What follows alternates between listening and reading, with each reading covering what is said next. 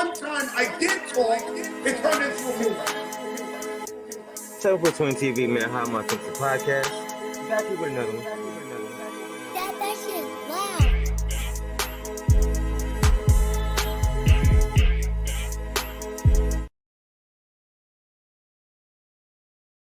Themes of violence, death, and gang activity. This video is for educational and documentary purposes only. This video is not intending to incite or encourage illegal behavior in any way. Every effort has been made to remove any content which violates YouTube's community guidelines.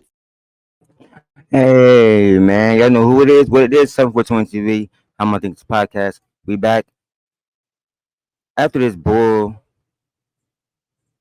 shit ass suspension they gave me, man. And I don't understand what 7 did so wrong. Let me try to set my volume. There it goes. So without further ado, because it's kind of late, and I'm trying to give y'all morning videos, like morning show type videos. I want to do morning lives, but everything come in due process, man. But anyway, we talking about the original interview. Shout out Sonetta, man. Let's go back to the original when Hassan wore the Mexican Jordans. I want to start here. Power to you, brother. What's that? Because Hassan, Peace, my brother, peace. One of the biggest problems is we all come from the same shithole. Right here, Bronx River is my Mecca. If I had to be buried anywhere and they gave me permission, I'd be buried in the middle of one of these grounds right here. This is my Mecca right here. If who gave you permission? You said if you ran it, if you did it, claiming a place that was so much trash. How do you claim a place that was supposed to be allegedly so much hurt, devastation, pain? You understand? Yeah. But at the same time, it's like, it's the crabs in the barrel syndrome. You made it out, but you ain't supposed to make it out. And that's where some of it comes from. Another one of the problems what a lot of people have with me, right? The topics I touch on is dangerous because I don't leave no stone unturned. I'm not sparing nobody's feelings. It's like a post that I put up earlier today where I said, all these OGs out here that's calling the OGs, they self OGs, your OG status have been revoked. I'm snatching everybody's status down. Because over the 4th of July weekend, the shooting rate went up 141%. So now, for that to happen and all of us talking about how much power we got and how much status we got, that means that you don't have the right to sit up there and call yourself a general. Okay. Because generals control their armies. You control the sets out there, and these little dudes in the hood are not being controlled. They running around and they airing babies out. They shooting at will and they don't care who they hit. So if the OGs can't control the young G's, you get your status revoked. You cannot have that no more. So now you're gonna have dudes that's gonna feel some type of way because they always making videos talking about we outside. So if you outside while the little homies is outside shooting the block up, then you just as bad as them. I'd rather be in my house putting my kids to bed at nighttime and say I wasn't there than to be able to sit up there and say I sat right here and watch Ray shoot Bobby and didn't do nothing. Let me ask you, when we talk about generals, I already got it in my mind with our brother, my son. You don't feel that my son and Tamika Mallory are doing great work in our community as far as putting the light on what's going on in the community? Why do you blame my son or Tamika Mallory? Here's the thing, right? I feel like when my son started off, he started off a genuine brother. I seen him out there. I was outside with him with Deborah Dana. I will never forget that. And I seen that brother out there day after day after day. And I was like, you know what? I'm gonna go support this brother because. So man, if you're sitting back watching them, then it means you're doing nothing, right? Right or wrong, y'all? I mean, right or wrong? If you're watching them, then you're just as guilty as him. You're just as bad as him. If y'all can see my screen right now, they're trying to. I'm doing a recording, and I'm getting flagged as it feel like as if I was going live. But listen to the hole he's gonna dig, man.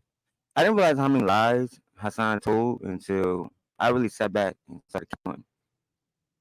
Look at him, the eyes wide open. Look at him. just on for display. Anybody, just any taker. You gotta respect that. And I feel like as time went by, as time goes by, if you really, really sit back and you analyze the whole movement, you can see, first and foremost, let's put it out there, which we already know.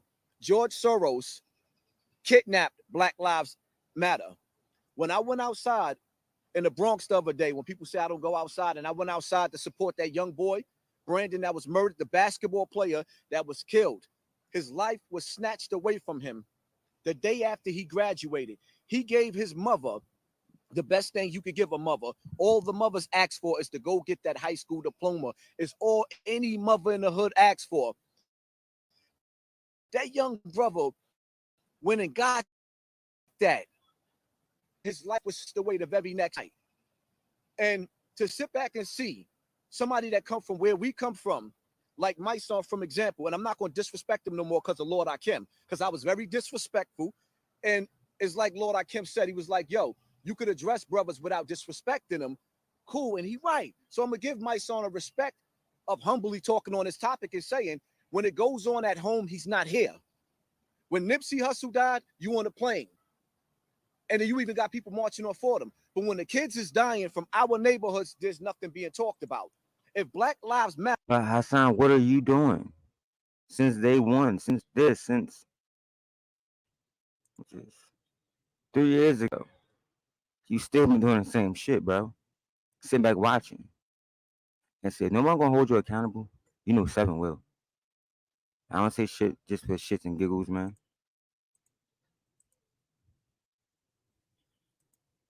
I don't know what's going on much. What the fuck, bro?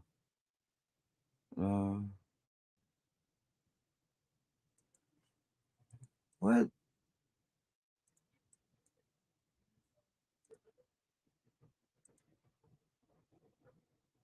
I don't know. This shit, something. My shit going haywire. Matter. The first and foremost, our children gotta matter. And I'm seeing a pattern of selective Black Lives Matters. It's like every time a Black Lives Matter with my son and Tamika Mallory, it's a T-shirt. It's something being sold. It's news cameras.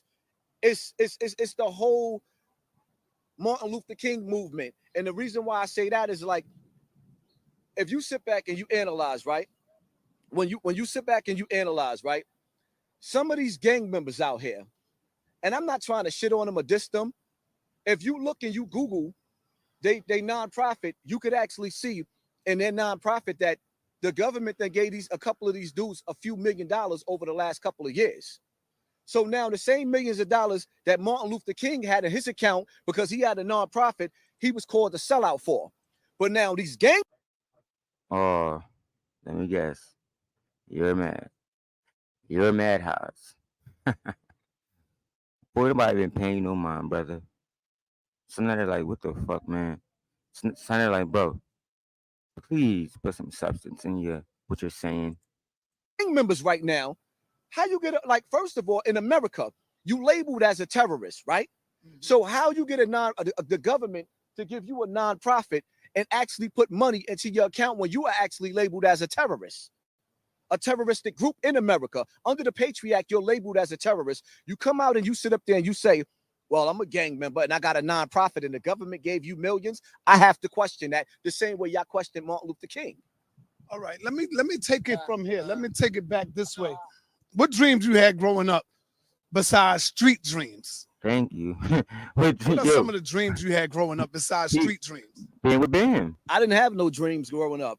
I didn't think I was going to survive. When I came outside and I walked through these projects, calm down, Jamal. It was kill or be killed. There was a time when I was sitting up there in my house watching America's Most Wanted. Next thing you know, I'm on America's Most Wanted. All over the newspaper. I couldn't go nowhere. Now, I'm gonna end it on that note. We're gonna pick it up later. I'm gonna show y'all. Now, he's not lying about that. That one particular incident is true. I told y'all I pulled this shit up. There, well, I always forgot how to open this one. There we go. Hassan can't. But remember I told y'all last time, right? Remember last time I told y'all this shit? Well, I'm gonna see if it can. Where is it? He was a fugitive. I can give you the case number, but y'all gotta look at yourself. I don't feel like it's too much.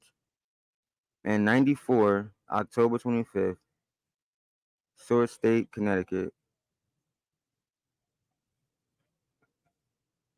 There's some criminal he did in Columbus. I don't fucking know. Then he got a traffic. I guess for not having a license. Yep.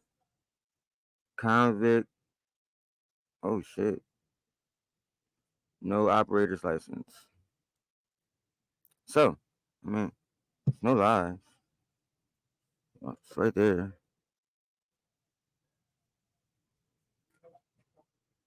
Let me turn this off. Maybe y'all can see it better.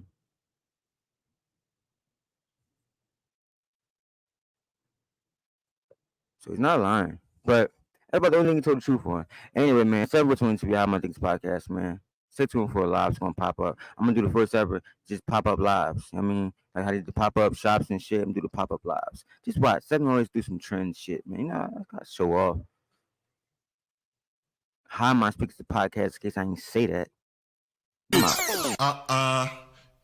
You don't laugh finish, you just want the wrong go. No, now press that red button to subscribe. Yes, that red button, press on to subscribe. Now, yeah, press that bell. That school bell, press on to the get our notification. Now, if you go, thank you. A lawyer. Between TV, thank y'all for watching. Like, comment, subscribe, man. Tell a friend, tell your family, tell everybody. I did talk. It hurt